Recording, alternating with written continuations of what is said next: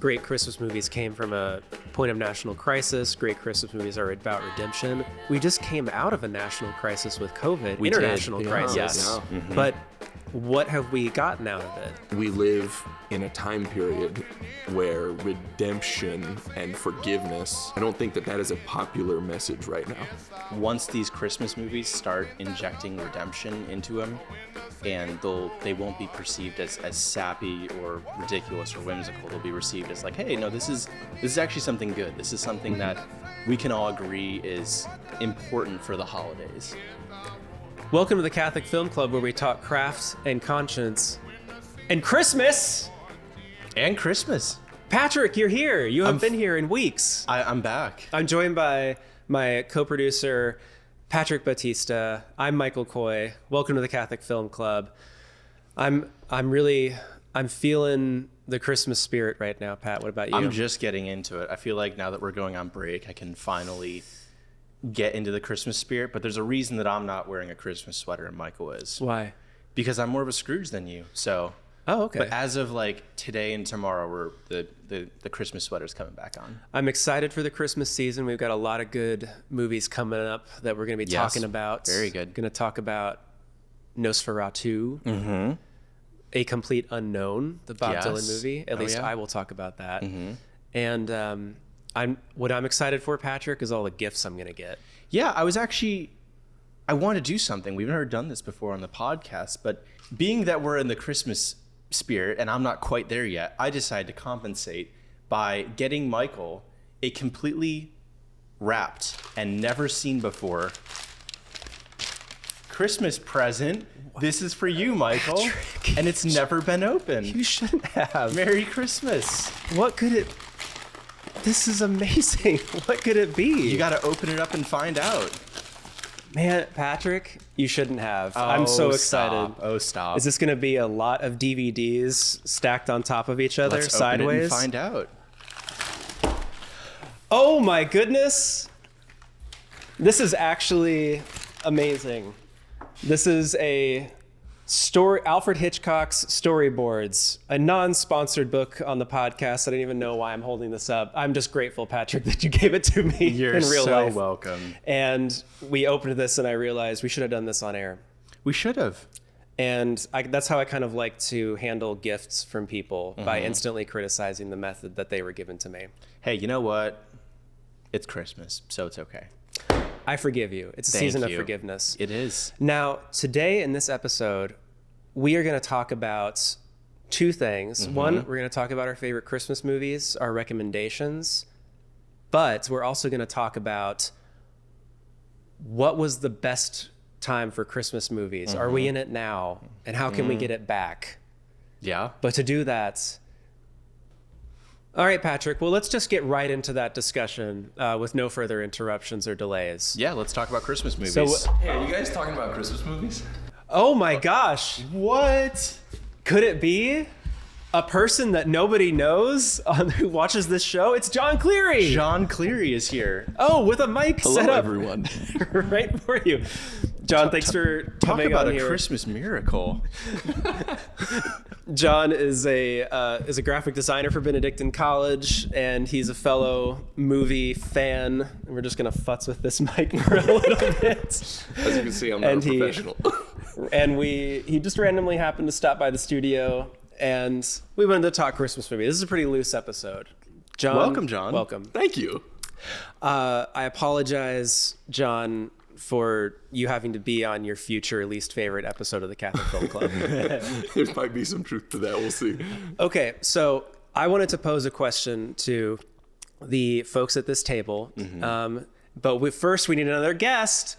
No, that's all. That's the only surprise guest. I wanted to pose a couple of questions. One, are we in a great time for Christmas movies right now? No. No. Why?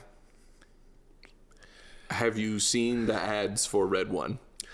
Look, Because I'm certainly not seeing the movie.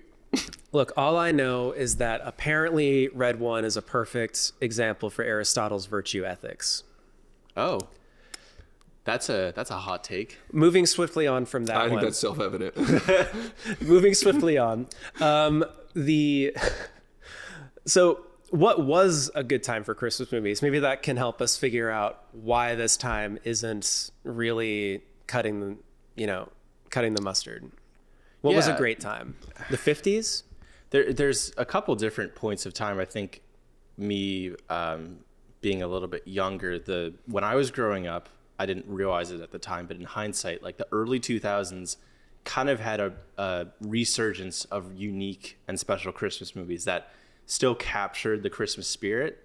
And the other thing that we'll probably get into is like the Christmas spirit has essentially been removed from contemporary Christmas movies, for the reason that like we don't know what that is anymore, and it was a lot simpler back then. So what are some movies that are coming to mind in the early 2000s that like you Christmas? had Elf, you had Home Alone was late 90s, early 90s to late 90s, but still like I consider that to be part of the time. Love Actually is a movie that a lot of people enjoy. I've actually never seen Love Actually before. I have not either. Apparently it's more popular in the States than it even is in Britain, and it's a British movie. So that came around like I think the same year as Elf, 2003. We had Polar Express. Yes. Big one. Now, John, I think you and I are the same age, we're older than Patrick. Yes. So I think I see the 90s as like another strong I agree. decade. And we can get into this more as we go, but I think part of the reason that the 90s was a great era for Christmas movies is because it was a great era for movie making in general. And when there's a lot of opportunity for creativity and unique perspectives to make it to the theater, you get good art.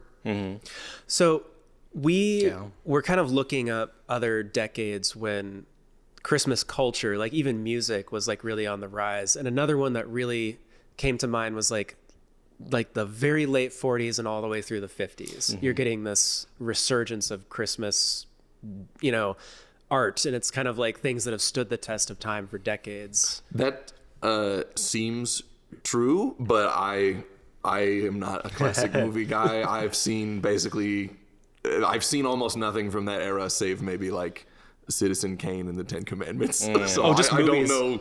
Yeah, I mean movies in general. I guess like old Disney animation. Do I have a book for you? Yes. I have a movie bucket list, and I have a number of movies from there to get to, but that is far from my realm of expertise, so I defer. Well, you must have heard like all that great Christmas music, even if you don't like it. Yes, exactly. Because some people I love that. Who doesn't? We had a lot of really strong movies come out that decade with White Christmas. Frank Capra, I mean, apart from It's a Wonderful Life, he brought out a lot of really interesting Christmas movies, like It Happened on Fifth Avenue. Oh, Happened on Fifth Avenue. I never heard of that one. Really? No. Oh, that's a good Christmas movie. Okay. Come on, even I've heard of that one. Didn't know about that one. A lot of like Bing Crosby movies. So Holiday, season Holiday Inn, right? Holiday Inn, I think. Holiday is late Inn, 40s, yeah. White Christmas, Bells of St. Mary.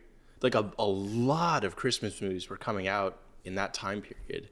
Yeah, and one I'll talk about later, Miracle on 34th Street, late 40s. To me, I think that the thing that the 90s and the 50s share is they are a time of relative peace in the nation after a time of great stress in the nation. Yeah. So It's a Wonderful Life and Miracle on 34th Street come out in the late 40s after World War II has ended. And it's something where, a lot of people acknowledge that Christmas, some of the reason we put up all these Christmas lights and things like this and is because we're cold and it's dark. And, the 50s in general, I think, is a time for reacting to and finding joy in your art after a very, very dark time. Yeah. And the 90s weren't that, but Patrick, you pointed out that, can you say about the Cold War? Yeah, so like if we wanted to talk about the early 2000s time period, there's technically two. There's the 90s, which was, we were coming out of the Cold War. Once again, we're coming out of a social, economical, political time period of great stress and strife. And I think that was why we had that resurgence of films of the Christmas spirit, because we needed that. Early 2000s, post 9/11. especially in the States, we had a lot of Christmas movies coming out that were, reflective of that need for hope and light and joy in the Christmas time. I feel like a lot of movies in general in that time period had themes about like community and society coming together and banding together as one, and strength in our togetherness post 9/11. Very true. Makes me think about like the ending of near the ending of the first Spider-Man movie. Not a Christmas movie, but a good example of like a quintessential Thanksgiving movie. A quintessential like post 9/11 movie, though. Very true. Absolutely. All the New Yorkers. Like, Yeah, if you mess exactly. with one of us, you mess with all of us. Exactly. As a New Yorker myself, I related to that deeply. Yeah, I felt the New Yorker coming out in you. It doesn't come out often. Yeah. But we're talking about like, okay, there's the Christmas spirit, but what is that? Because we were going through all these Christmas movies we could talk about at the end of this show. And what we find is that faith is rarely explicit in Christmas movies. Yeah. Even back in the times when like the 50s, where we're kind of an explicitly Christian nation. And so even going back to the Christmas Carol, the kind of like story that broke it all, it has a flavor of Christianity to it, but it's not explicitly Christian, even though it's in the title. Yeah. Now, I know that according to that one movie, Charles Dickens invented Christmas. He was the man that did that. And if you go back and read the reviews at the time... of the Coca-Cola company. Oh, shoot. Okay. Okay. But what is the Christmas spirit? What does that mean when it's not directly related to the birth of Christ?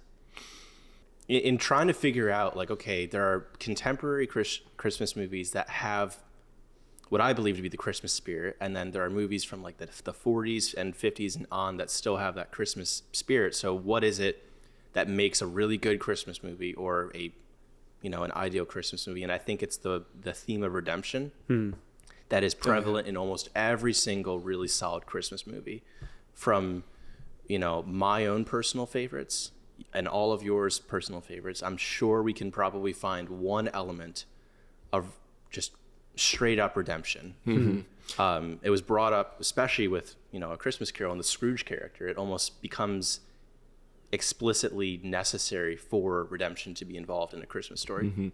I think that's very true. And reflecting upon a lot of my favorite Christmas movies, which we can get into later in the show, you're definitely correct. There's a theme of redemption in there. And, that makes sense with, Christmas truly being about the birth of Christ, the Redeemer. Yeah. But I think I have more thoughts about why we're not in a great era for Christmas movies now. And I think it's precisely because that theme is often missing today. I think that we live in a time period where redemption and forgiveness, or, just the whole theme of flawed and imperfect people rising above and, and being redemptive is very, it's not a popular take. Like, we live in the era of cancel culture, and we live in the era of you said something one time on Twitter and now you're done and you don't work anymore. And, not to excuse the terrible things people do, but also people can grow and change and be redeemed. And I don't think that is a popular message right now. Wow. That's the podcast, folks. Merry Christmas. Gosh, what's our prescription then? Okay, so we're That's identifying a very true statement. two Very things. We're talking about, I think you're so right, John, that like if we're identifying that redemption is a part of the best Christmas movies, it's the thing that elevates a Christmas movie from just being kind of kitsch, just pure like Christmas kitsch. Like I haven't seen it, but read one, which is a perfect example of Aristotle's virtue ethics.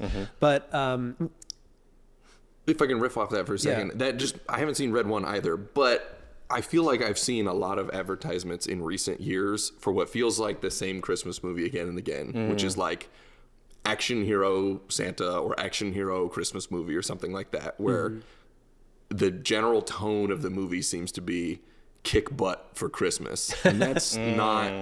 That doesn't Violent mesh Night. with exactly that, and the title of that one really perfectly encapsulates the I guess modern genre of Christmas movie I'm referencing, Violent Night. Well, I'm about to pose a controversial addition to this. Oh, Is the reason for that precedence all because of Die Hard? Did Die Hard start that snowball? Pun intended. Was Die that's a Hard good question. was Die Hard gosh. the domino that just like tipped all the rest of the dominoes and gave us this litany of Christmas action movies where it is about, kicking butt for Christmas? okay. Do we have to detour into the age-old, timeless debate of is Die Hard a Christmas movie? Because I'm coming down firmly on yes, it is. I would come firmly down on no, it ain't. Oh, I'm no, there like, goes the rest of the show. this is the space in between the two of you is where I exist. It came out in July. Did it? Yes. Wow. Okay. Well, Well, Nosferatu's coming that's out. not a point in my favor. I didn't know that. I feel like you had an ace up your sleeve, and I wish you'd mentioned that before we started recording. This is the whole reation Michael wanted to do the podcast and have you on. I think I just got. This is an elaborate setup. Just just go got back up the dunked stairs. on. And Well, to be fair, there are a lot of movies that come out on Christmas that have absolutely nothing to do with Christmas. That's so also true. I argue that the release date has truly nothing to do with it. I fair. think my criteria is that I think whenever there's the argument about is something a Christmas movie, there's often it's just set at Christmas, but it doesn't have anything to do with Christmas. I think Die Hard, at least, it has a bit to do with Christmas. Mm-hmm. Like it's about the man who wants to reconnect with his wife, isn't it? Am I correct? Yeah. It's been a couple years since I saw it, but I've seen it a lot, and it's a Christmas party, and so like it's directly relevant to the plot of the villain's scheme. But that theme of like how far will he go, how much will he rise above his ordinary life for the person he loves, that feels still pretty Christmassy to me. I guess, so apparently Shane Black has set almost every movie he's written at Christmas. Yeah. But I guess the thing that I push back on, maybe I don't even push back on the movie so much as people saying it's my favorite Christmas movie. It seems to me often to be just kind of like an ironic, snarky pick for the Scrooge like Patrick who doesn't like Christmas.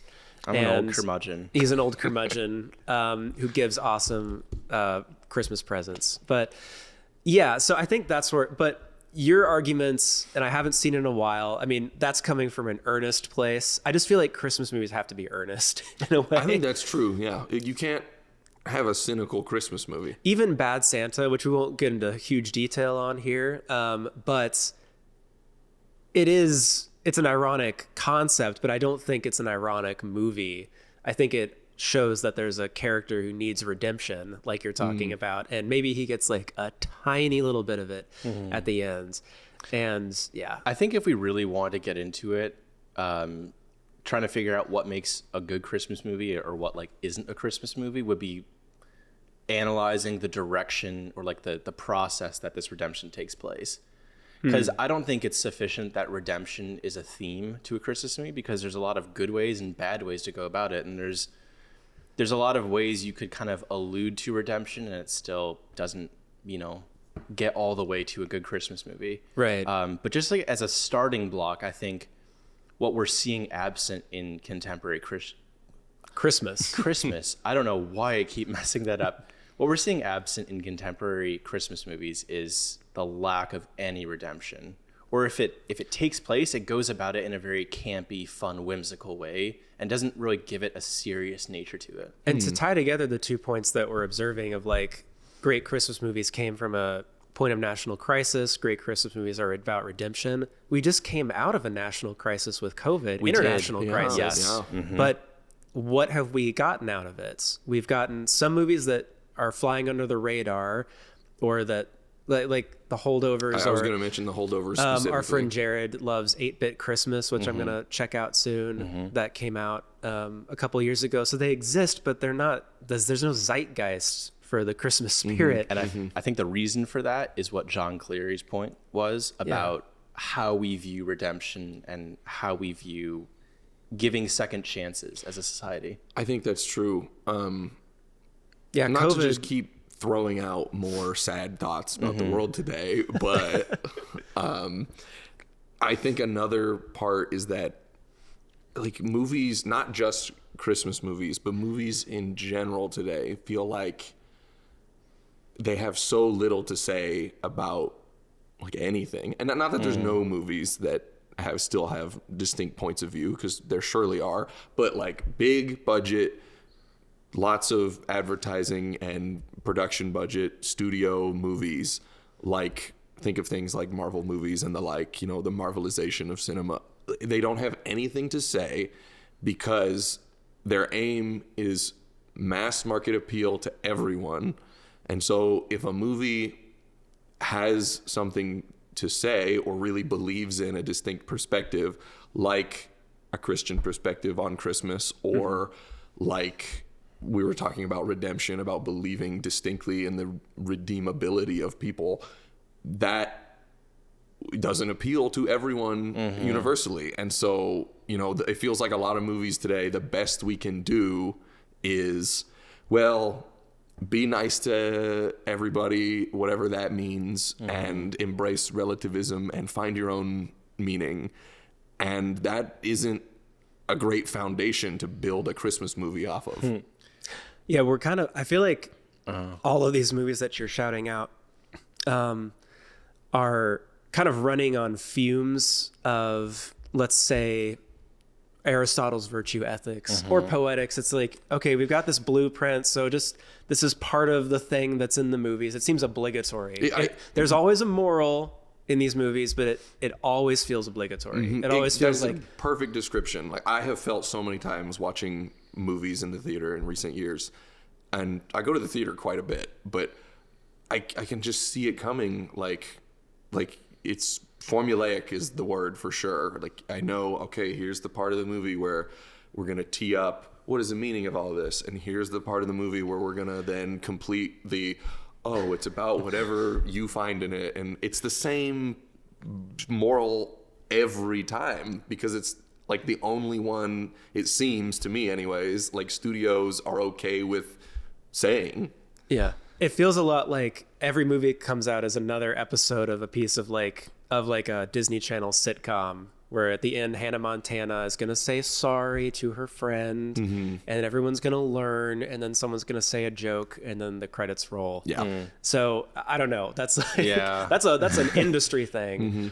But what could, to wrap up this discussion, like in the time that we're in, one, is it even possible to like revive a zeitgeist of Christmas movies? Like, or what could somebody do to like make a Christmas movie that actually, maybe it can't make an impact because of the streaming culture that we're in, who knows, but could like impact someone who watched it? Like, what's the this is a bad setup for this question. Pat, do you have I'm just preparing to say that the campiest, sappiest thing I'll ever say on this podcast. The floor is yours.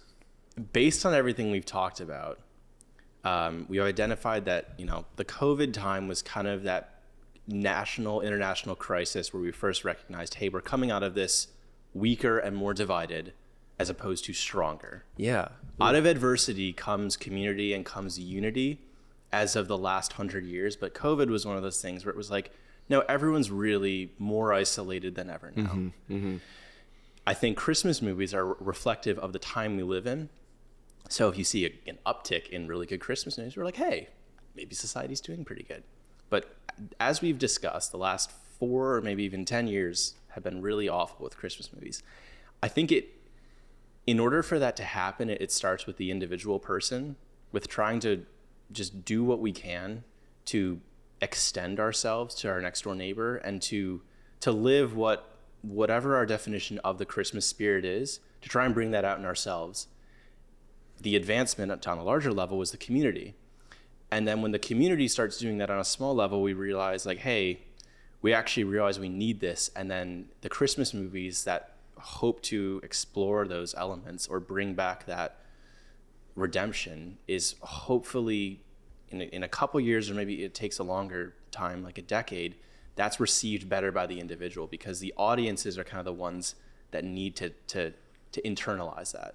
So my hope is that eventually it starts with the individual, but we get to a place where once these Christmas movies start injecting redemption into them, they'll be received better, and they won't be perceived as sappy or ridiculous or whimsical. They'll be received as like, hey, no, this is actually something good. This is something that we can all agree is, important for the holidays.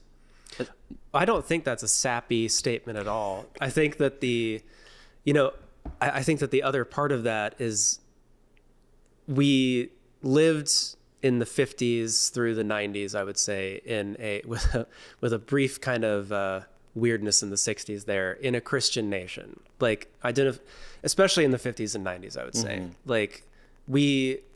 Christmas, Christianity was a given. And what does redemption mean without the redemption of Christ, or Christ's redemption?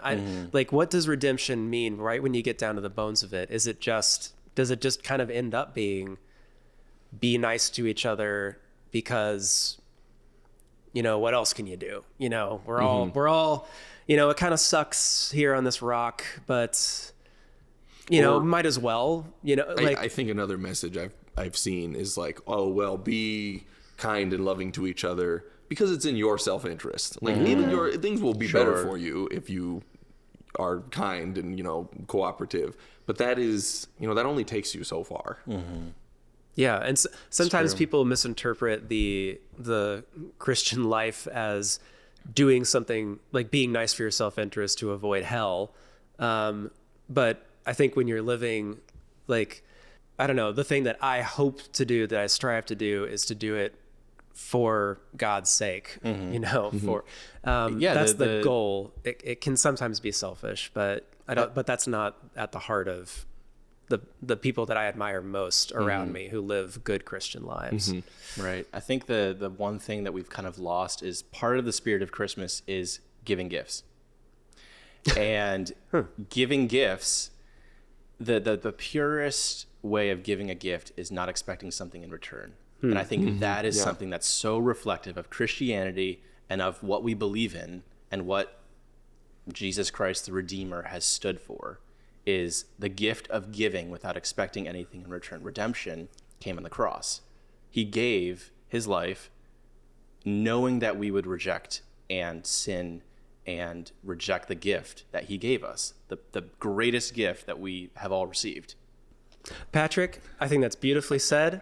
Before we go to the break, I just want to say that you are a gift. Oh, shucks. And that's why I'm going to put this on you.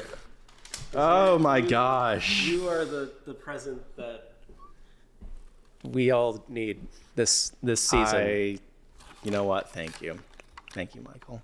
So Patrick, you're a gift. John, you're a gift you. too. I don't have enough wrapping paper. Any other thoughts on this subject, though? Yeah, I have one more thought about the prescription for how to make a good Christmas movie again, and it makes me think about a good Christmas movie that has recently come out. I believe it was last year, The Holdovers, which I really love, and I think that a good Christmas movie necessitates love, true love.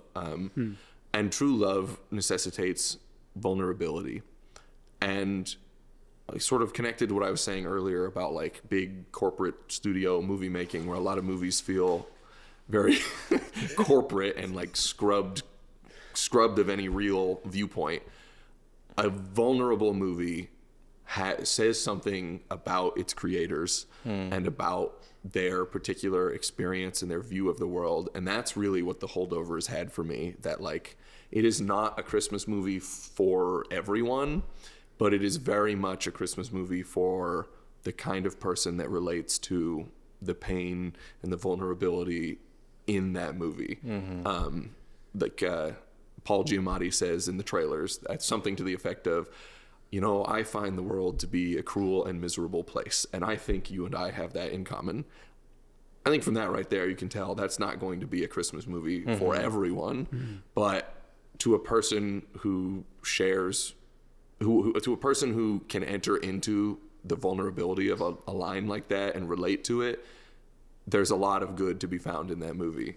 So those are my thoughts. Sure. That's so I love everything Alexander Payne has done, like Nebraska and The Descendants and Election. I just haven't seen that movie, and I You was gotta like, see it, man. It's great. on really my do. list this year. It's so on- hopefully I'll come back from break and we can chat about it. I've got a long break. I need to check that one out. But you're talking about a recommendation, and we're gonna like continue this thread. We're gonna kind of look to. I love how this Hitchcock book has become the centerpiece. I was like, why don't we have a Christmas wreath or something? Who never made a Christmas movie, as far as I can tell. But yeah, so anyway, like I asked everyone to come up with kind of wild card for the season, something off the beaten path people might not have checked out. The one that I could recommend to the whole family that I discovered only last year, but it's been around since 1977, is Jim Henson's EMMET OTTER'S JUG-BAND CHRISTMAS. And this, have you guys heard of this movie? No. Okay. I work with you, so I've heard of it. I should have brought the This book. comes up a lot. You guys gave me the children's book that it was based on because I did. loved it so much. I should have brought it with me. I'll throw up a picture later. But this movie is just a 45-minute special that Jim Henson put together. And, Muppet Christmas Carol could easily be on any of our lists, I hope. I kind of thought that's where you were going. and It's a then- great movie.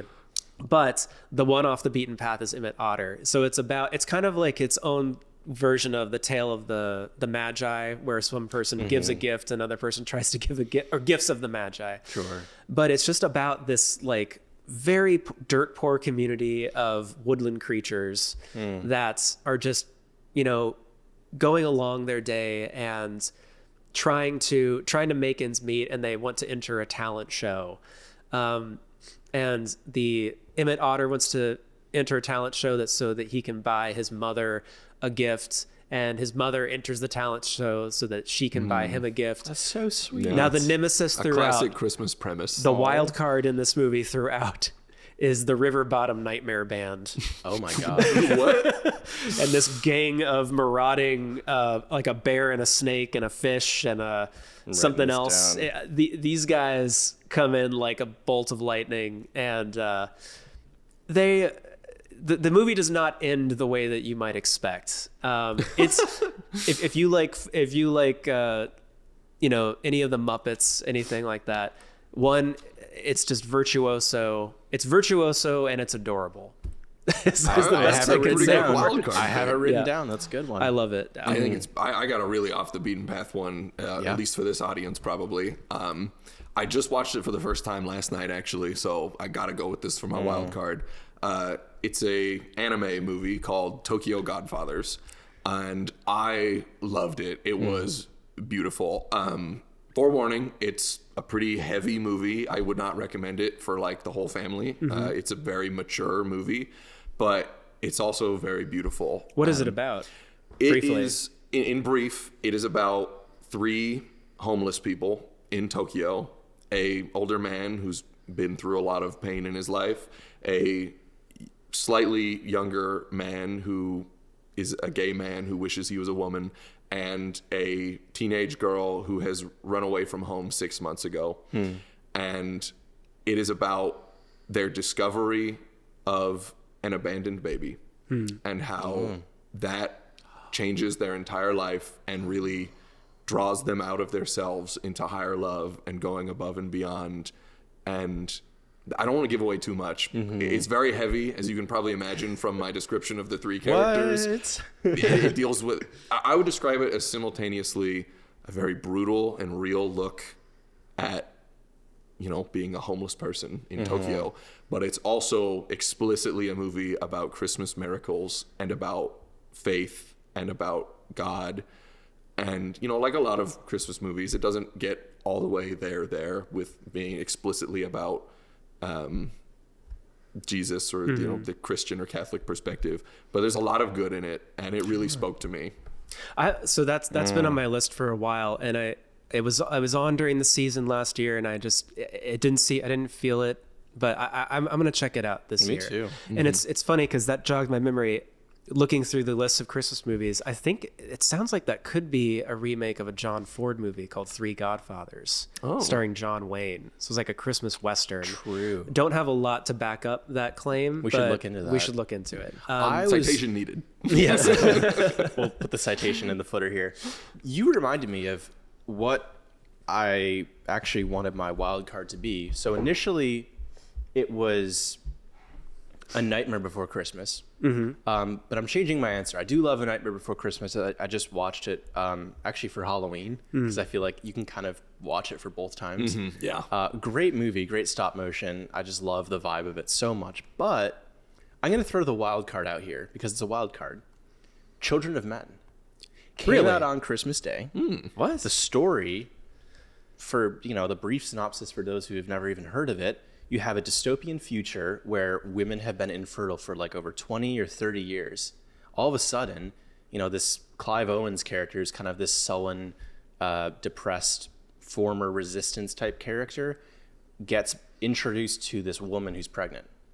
The first woman who's pregnant in like 30 years. And then basically the world's trying to I can see capture the and kill this woman. Christmas angle here. The whole story is he's trying to get her to safety. He's trying to get this pregnant woman to safety. I've loved that movie for years, and I never really thought of it as a Christmas movie, but you're so right. That aspect of it. And it opens with a Bible quote, which I think, don't quote me on this, but I'm pretty sure. Don't quote him, quote the Bible. I might be wrong. It is some biblical quote, I know, but I think it might have to do with the flight into Egypt. We'll put the quote up. Yes. But that's a great call. Mm-hmm. Okay, that's really cool. Yeah.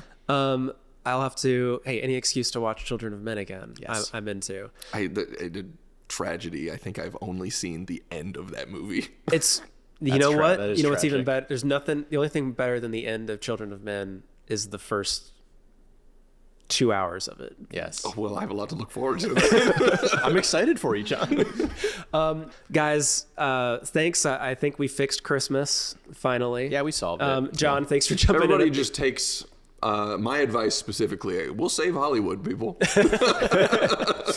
All right, so like and subscribe. John, thanks so much for dropping in last Thank you so minute. much for having me. This is a great time.